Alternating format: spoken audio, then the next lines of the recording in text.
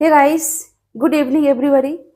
तो जैसे कल की क्लास में हम ऑन्कोलॉजी के रिगार्डिंग एमसीक्यूज करवा रहे थे और बीच में कुछ वॉइस इशू होने के कारण हमको क्लास स्टॉप करनी पड़ी।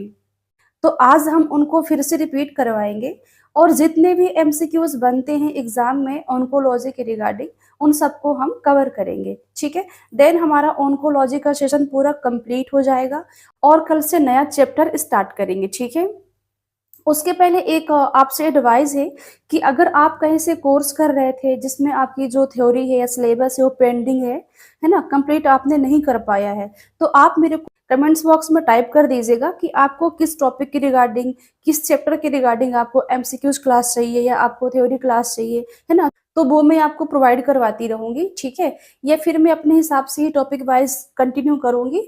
तो ठीक है, चलते हैं अपने क्लास की ओर। नेक्स्ट क्वेश्चन क्या है? The nurse is creating a plan of care for the client with multiple myeloma and include which priority intervention in plan।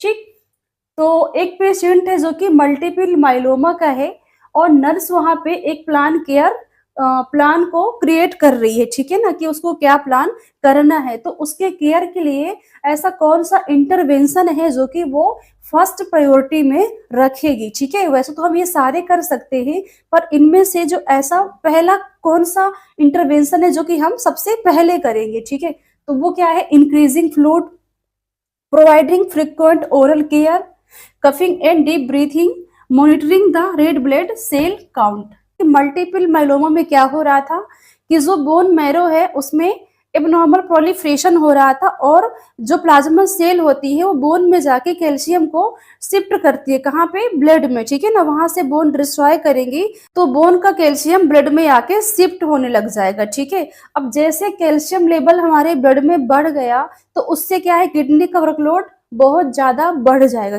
ठीक है ना, क्योंकि वहां पे जो रिनल ट्यूबुल्स होते हैं ना वो उसका फिल्टर कर नहीं पाएंगे, जिससे कि हमको किडनी फेलियर होने के चांस भी रह सकते हैं। ठीक है ना, तो उसको हम क्या करेंगे कि ज्यादा से ज्यादा फ्लूइड्स देंगे। ठीक है, ताकि जो उसका कैल्शियम है जो ओवरलोड है ब्लड में वो डिजोल्व हो सके। ठीक है, और डिजोल्व जब हो जाएगा उससे हमारी किडनी का जो वर्कलोड है वो कम हो जाएगा। ठीक है, बाकी हम ये सारे भी कर सकते हैं, पर जो हमारी सबसे फर्स्ट प्रायोरिटी में है वो क्या है? Increase fluid. ठीक, तो राइट आंसर ऑप्शन नंबर ए। ठीक है, क्या करेगा ये? डिजोल्व।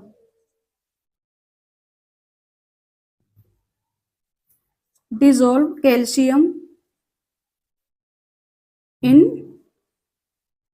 ब्लड। ठीक है, प्रिवेंट किडनी फेलियर। ठीक,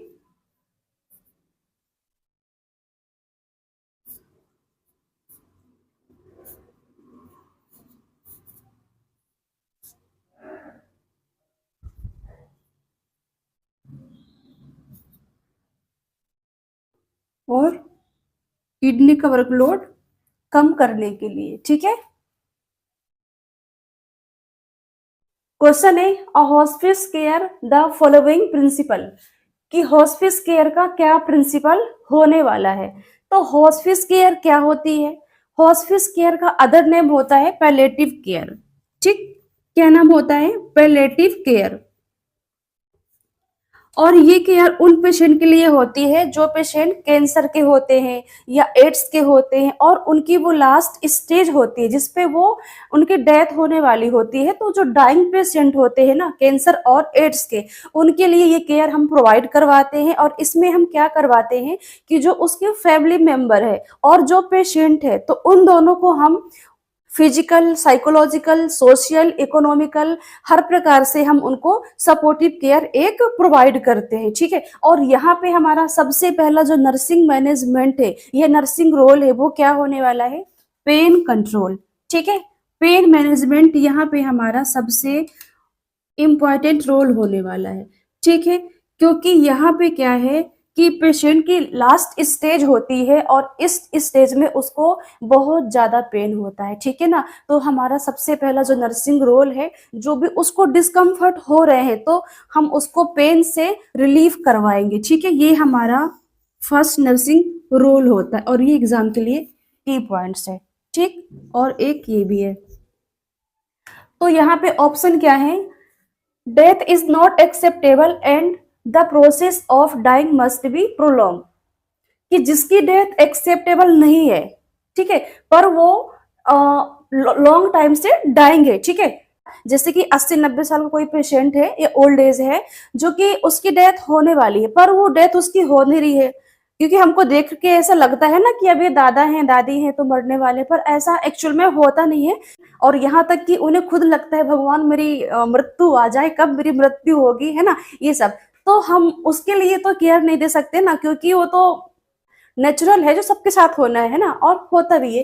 तो ये तो गलत, ठीक। फिर है pain relief is not a priority in terminally ill patient, ठीक है, कि जो टर्मिनली इल पेशेंट है उनके लिए जो पेन रिलीफ मैनेजमेंट है वो नॉट प्रायोरिटी है ना। तो अभी मैंने बताया कि यहाँ पे फर्स्ट प्रायोरिटी हमारी क्या होती है, पेन मैनेजमेंट, तो ये भी रॉन्ग। फिर है bereavement care for family is not a part of this form of care, कि जो उसकी फैमिली है तो वो उसका पार्ट नहीं है, किसका, केयर का, है ना। तो यहाँ पे ऐसा है नहीं हम उसकी फैमिली को भी केयर करेंगे, क्योंकि उसकी फैमिली ऑलरेडी दुखी है ना, क्योंकि अब उसका पेशेंट जाने वाला है बेचारा, इतना वो सीरियस है, तो हम उसकी फैमिली को कैसे कैसे इग्नोर कर सकते हैं, है ना। तो ये भी रॉन्ग है। फिर क्या है, the focus is on comfort of the dying patient and the family, ठीक, कि हमारा फोकस क्या रहेगा कि फैमिली को और पेशेंट को कंफर्ट प्रोवाइड करवाना, ठीक है। सो हमारा राइट आंसर है डी।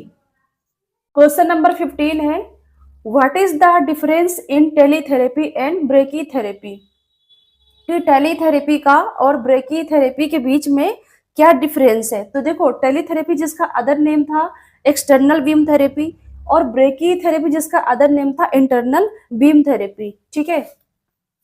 एक मिनट,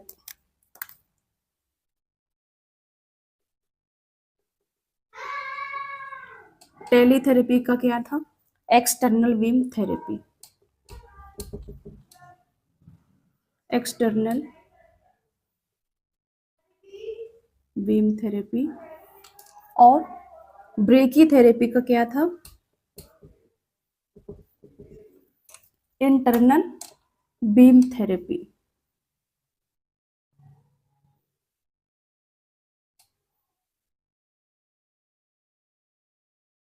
ठीक है। तो इसमें क्या है कि इंटरनल और एक्सटर्नल बीम थेरेपी में हमको डिफरेंस बताना है।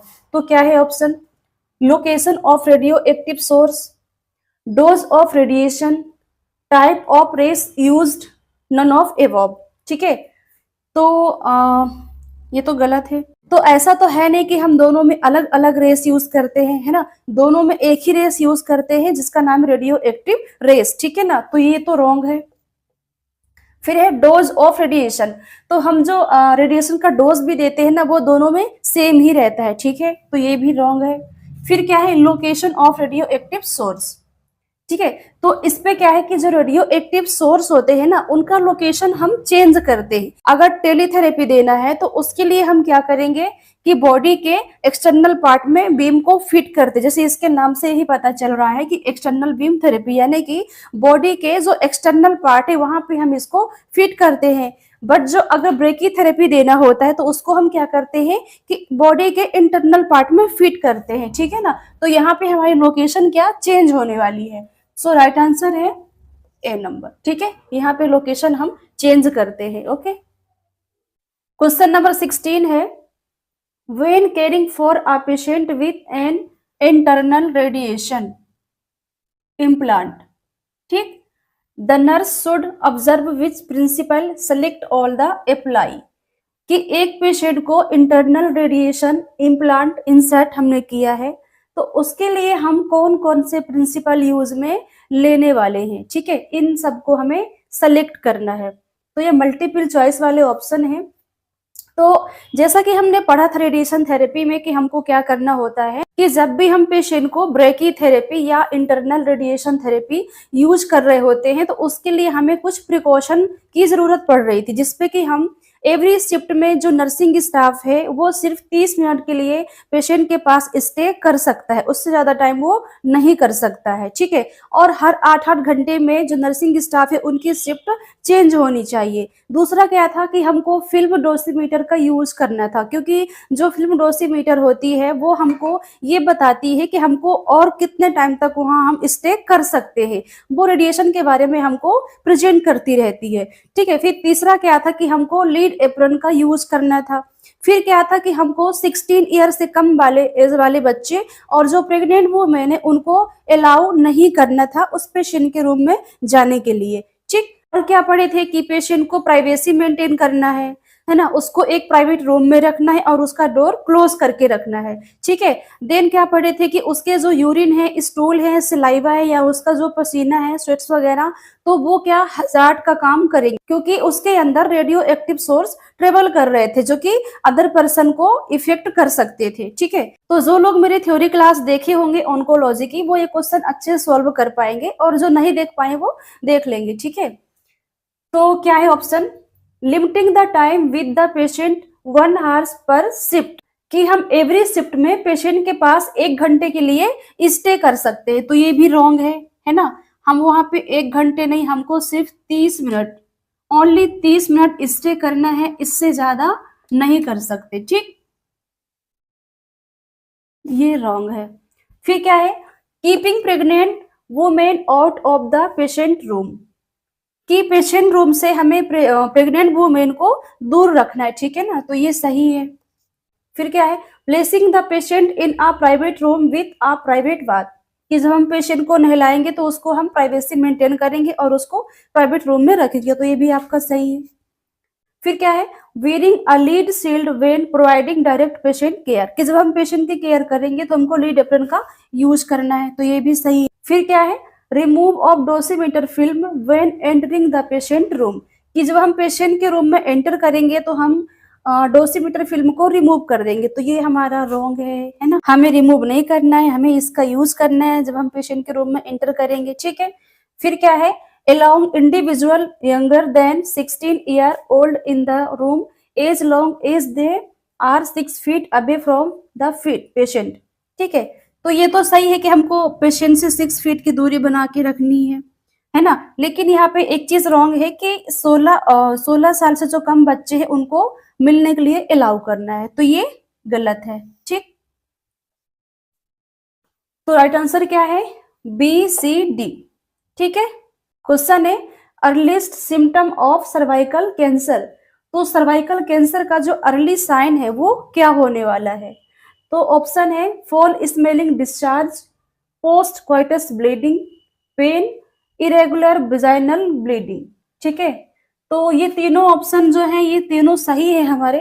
पर क्या है कि जो अर्ली साइन है ना, जो अर्ली सबसे पहले जो होता है वो क्या होता है, ब्लीडिंग देखने को मिलती है और ये इरेगुलर होती है। ठीक है ना, आफ्टर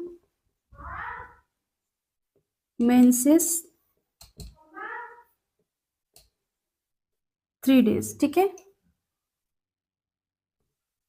ओके। क्वेश्चन नंबर 18 है, most common site of metastasis in breast cancer, कि ब्रेस्ट कैंसर के मेटास्टेटिस का मोस्ट कॉमन साइट क्या होता है।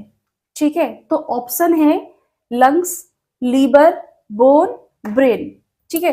तो जैसे हमने क्लास में पढ़ा था कि जो ब्रेस्ट कैंसर होता है वो बहुत डीपली अफेक्ट करता है ना, बहुत डीपली कवर करता है, जो कि हमारे बोन तक जाता है। वैसे तो ये लीवर को, लंग्स को भी अफेक्ट करता है, लेकिन जो इसका मोस्ट कॉमन साइट होता है ना वो किसको, बोन को करने वाला है। ठीक है ना, तो ये क्या है, डीपली कवर करता है। ठीक। ये बहुत डीपली कवर करता है जो कि बोन तक मेटास्टेटिस होता है। ठीक है।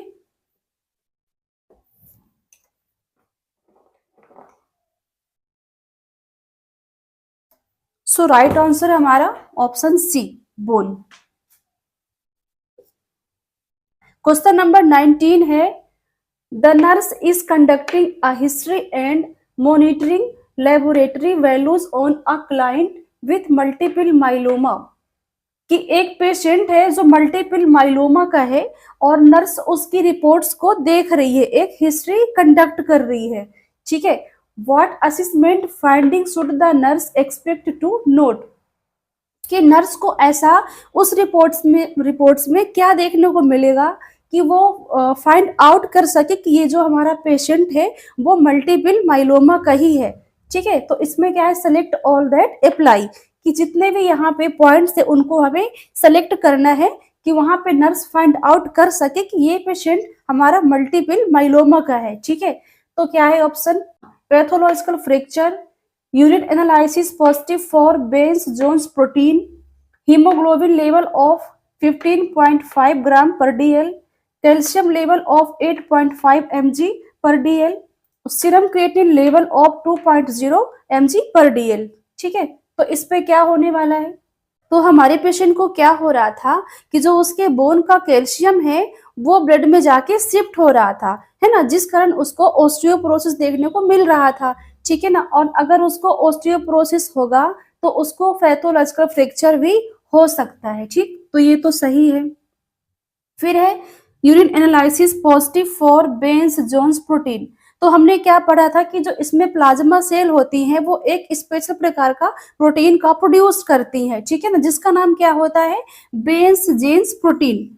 तो ये भी सही है, ठीक है। फिर क्या है, haemoglobin level of 15.5 gram per DL. तो देखो यहाँ पे जो हीमोग्लोबिन लेवल है वो क्या है, हमारा नॉर्मल है ना। और अगर इतनी उसमें वैल्यू है रिपोर्ट में आ रही है तो कोई चीज है नहीं मिस, है ना, तो वो तो सही है ना। तो ये हमारा रॉन्ग। फिर क्या है, calcium level of 8.5 mg per DL. तो कैल्शियम लेवल जो होता है वो 8 से 10 होता है, तो सबको पता होगा, है ना। तो ये भी हमारा नॉर्मल है, तो ये भी रॉन्ग। फिर क्या है, serum creatinine level of 2.0 mg per DL. तो यहाँ पे जो क्रिएटिनिन लेवल है वो बढ़ा हुआ मिलेगा, क्यों, क्योंकि जो हमारे पेशेंट को हाइपर कैल्सीमिया हो रहा था, है ना, उसके ब्लड में बहुत ज्यादा कैल्शियम की मात्रा बढ़ गई थी और उसको प्रोटीन यूरिया भी हो रहा था। और जो ये बेस जेंस प्रोटीन थे ये हमारे लीवर में जाके यूरिक एसिड को इंक्रीज कर रहे थे, है ना, जिस कारण ब्लड में और जो भी सेल्स थी हमारी बॉडी में, डब्ल्यूबीसी, आरबीसी, प्लेटलेट्स, तो वो सब डिक्रीज हो रही थी, है ना। बॉडी में बहुत ज्यादा इन्फेक्शन होने के चांस हो रहे थे, वहां पे एडिमा हो रहा था, है ना, क्योंकि जो हमारी किडनी है वो उसका वर्कलोड ज्यादा हो गया था, वो अच्छे से काम नहीं कर पा रही थी, है ना, जिसके कारण नाइट्रोजनस सब्सटेंस इंक्रीज हो रहे थे, है ना। तो जो हमारा क्रिएट लेवल होता है वो कितना होता है, 1.2 से 1.4, ठीक है, 1.2 से 1.4 ये इसकी नॉर्मल वैल्यू होती है, सॉरी। और अगर ये इससे ज्यादा है तो वो क्या है, एब नॉर्मल है, ठीक है। तो ये भी हमारा सही है। तो option number A, option B और ऑप्शन ई ये है हमारा करेक्ट आंसर, ठीक। Next question, breast cancer common into womens of.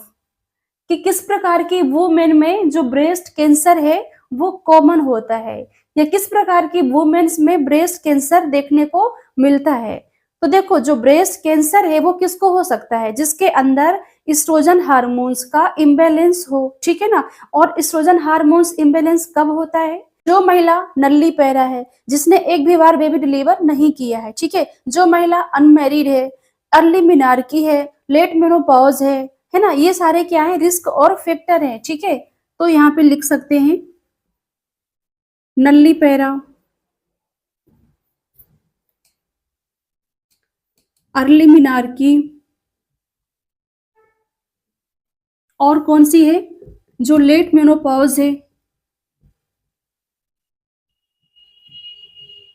ना, और कौन सी होती है, नॉन लैक्टेटिंग मदर, ठीक है।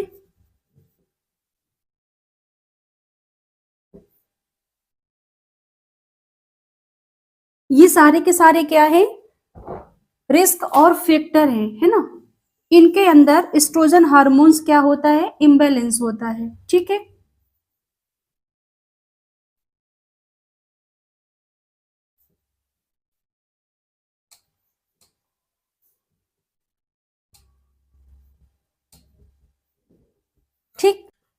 एक और है इसमें अनमैरिड।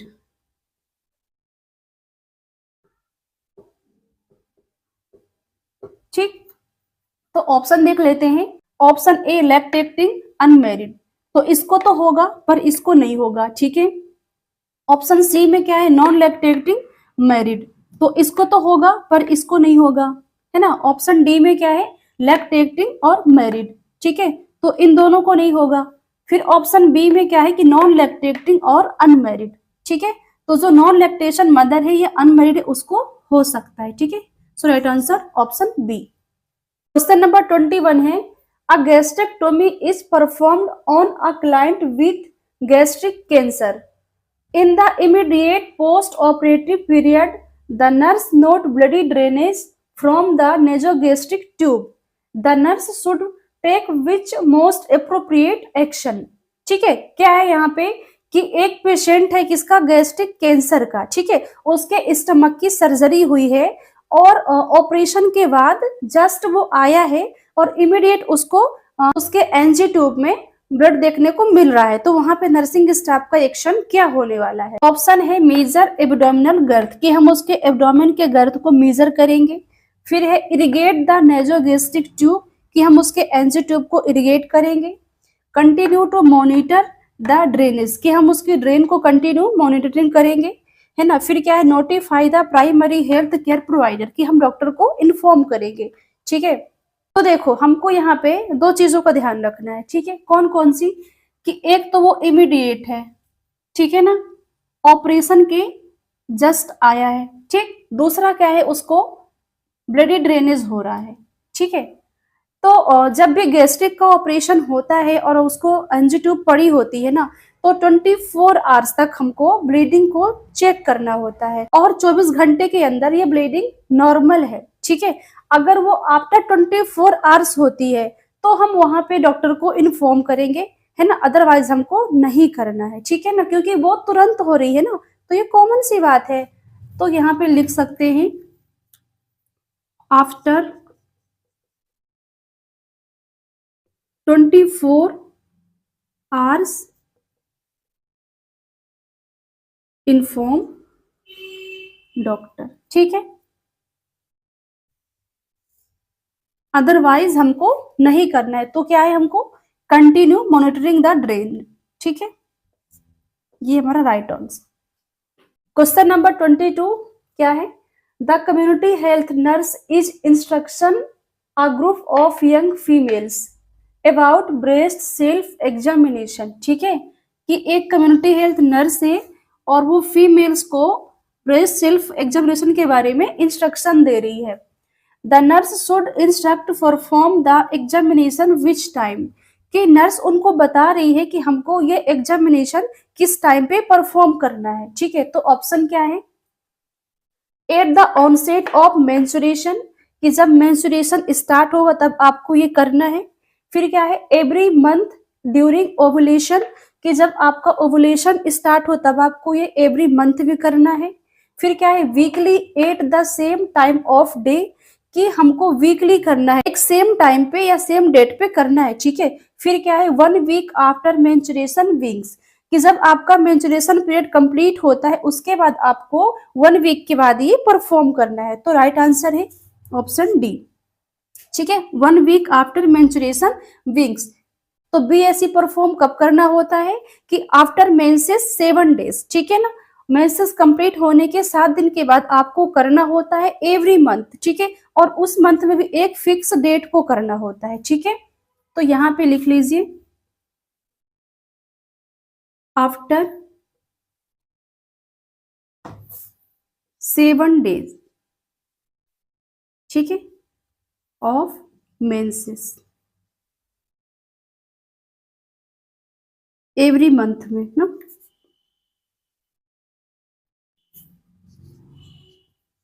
फिक्स डेट पे करना है। ठीक है, ये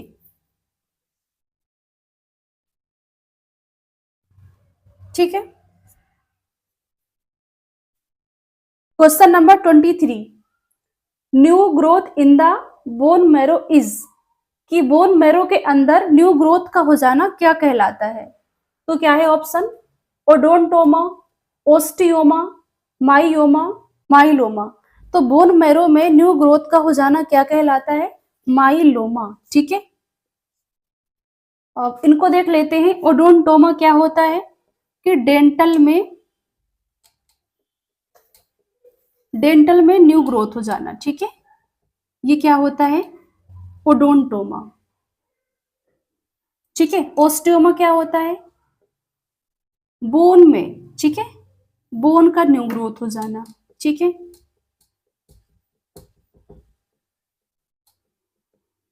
फिर माइयोमा क्या है? मसल्स में। ठीक है, और ये माइलोमा बोन मैरो का। ठीक है, क्वेश्चन नंबर 24 है endometrial carcinoma all the high risk factor except, कि एंडोमेट्रियल कार्सिनोमा के या एंडोमेट्रियल कैंसर होने के कौन कौन से हाई रिस्क होते हैं एक को छोड़ के। ठीक है, तो ऑप्शन क्या है? Obesity, diabetes, multiparity, excessive oestrogen. तो हमने क्या क्या रिस्क और फैक्टर पढ़े थे कि चाहे वो ब्रेस्ट कैंसर हो, चाहे वो ओवरी का कैंसर हो, चाहे वो यूट्राइन का कैंसर हो, और चाहे वो एंडोमेट्रियल का कैंसर हो। ठीक है ना, सब में जो रिस्क और फैक्टर है वो लगभग सेम होते हैं। ठीक है, जैसे कि अगर किसी महिला को एस्ट्रोजन हार्मोन्स इम्बैलेंस हो रहा है ना, किसको? जो नल्ली पैरा है, जो अनमैरिड है ना, अर्ली मिनार्की है, लेट मेनोपॉज है, या नॉन लैक्टेटिंग मदर है। ठीक है, तो इन सब में क्या होता है? हार्मोन्स का इम्बैलेंस होता है ना, तो यहाँ पे कैंसर कॉज कर सकता है ना। बाकी जो डायबिटीज के हैं, ओबेसिटी है या हाइपरटेंशन है, उसको भी कॉज कर सकता है। ठीक है, तो यहाँ पे ऑप्शन राइट आंसर क्या है? मल्टीपैराइटी। ठीक है ना, इसमें कैंसर होने के चांस नहीं रहेंगे। ठीक, क्वेश्चन है which patient is having very high risk for developing ovarian cancer, कि ओवेरियन कैंसर डेवलप होने के लिए कौन सा हाई रिस्क फैक्टर है जो कि पेशेंट को होने वाला है। ऑप्शन क्या है? 30 year old on oral contraceptive, कि जो महिला 30 ईयर की है और वो ओरल कॉन्ट्रासेप्टिक पर है, ठीक है, उसको हो सकता है। फिर क्या है? 36 year old who had first child at 22 year, कि जो महिला 36 ईयर की है और उसका जो पहला बेबी है वो 22 ईयर में हुआ था। ठीक है, फिर क्या है? 45 year old who was never when pregnant, कि जो महिला 45 ईयर की हो गई है पर वो अभी तक प्रेग्नेंट नहीं हुई है। ठीक है, फिर क्या है?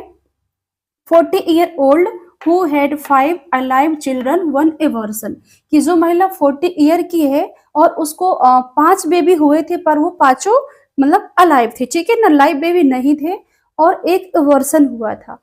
तो अभी हमने क्या पढ़ा कि जो नल्ली पैरा है, नॉन प्रेग्नेंट है, उनको होने के चांस रहते हैं। ठीक है ना, तो यहाँ पे राइट आंसर क्या है?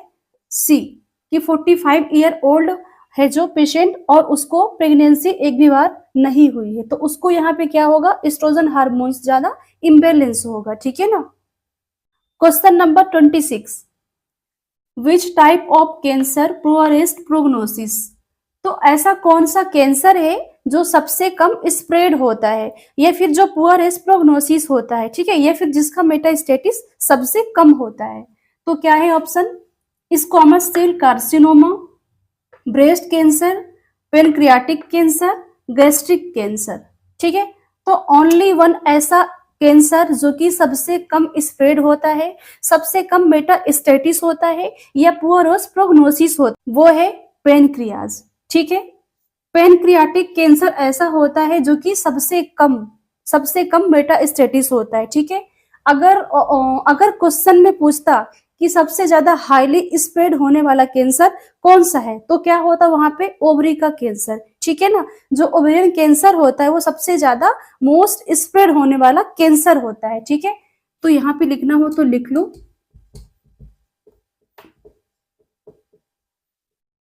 मोस्ट हाईली स्प्रेड कैंसर कौन सा है? Ovarian cancer. ठीक है,